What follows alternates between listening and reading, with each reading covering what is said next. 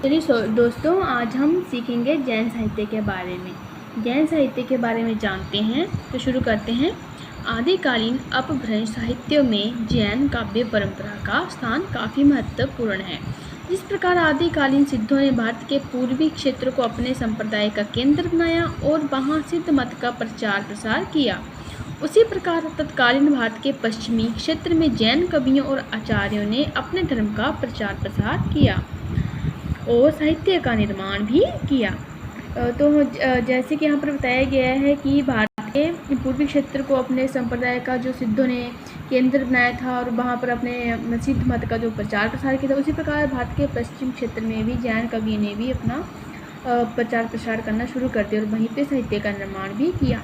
क्योंकि इस साहित्य में अपभ्रंश भाषा का प्रयोग हुआ। इस साहित्य में क्या था कि अपभ्रंश भाषा का प्रयोग हुआ था, अतः इसे अपभ्रंश साहित्य कहा जाता है। तो ये महत्वपूर्ण है हमारे लिए कि इसे अपभ्रंश साहित्य भी कहा जाता है जैन साहित्य को। इसमें धर्म के साथ साथ साहित्य का सुंदर समन्वय किए गए हैं। जैन मुनियों द्वारा रचित साहित्य में धार्मिक रीति नीति, अहिंसा, कष्ट, सहिष्णुता, वैराग्य, सदाचार आदि को विशेष महत्व दिया गया। यानी कि उन्होंने अपने साहित्य में जो जैन मुनियों ने था वो रीति नीति को, यानी कि कोई काम करना है वो रीति नीति से करना है, अहिंसा नहीं मतलब अहिंसा का पालन करना है, किसी को कष्ट नहीं होना चाहिए और सदाचार का पालन। कुछ गृहस्थ जैन भी हुए हैं जिन्होंने धार्मिक साहित्य की रचना की है।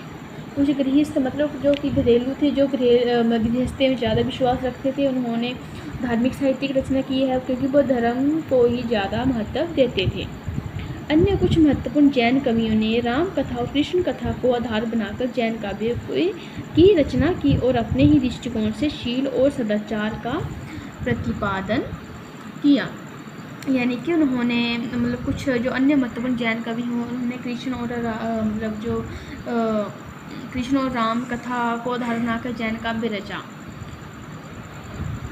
ये कवि प्रायः धार्मिक दृष्टि से सहिष्णु थे, इसलिए उन्होंने अन्य किसी धर्म की आलोचना नहीं की। यानी कि ये कवि जो प्राय धार्मिक दृष्टि से सहिष्णु थे, मतलब कि उन्होंने उनके जो धर्म उन्होंने अपनाया उसके प्रति वो ईमानदार थे, इसलिए उन्होंने कभी किसी अन्य धर्म की आलोचना नहीं की। यानी कि उन्होंने यदि अपने धर्म को अच्छा माना है तो उन्होंने किसी अन्य धर्म की भी आलोचना करना अच्छा नहीं समझा, बल्कि मानव हृदय को स्पर्श करने वाली सहज अनुभूतियाँ व्यक्त की।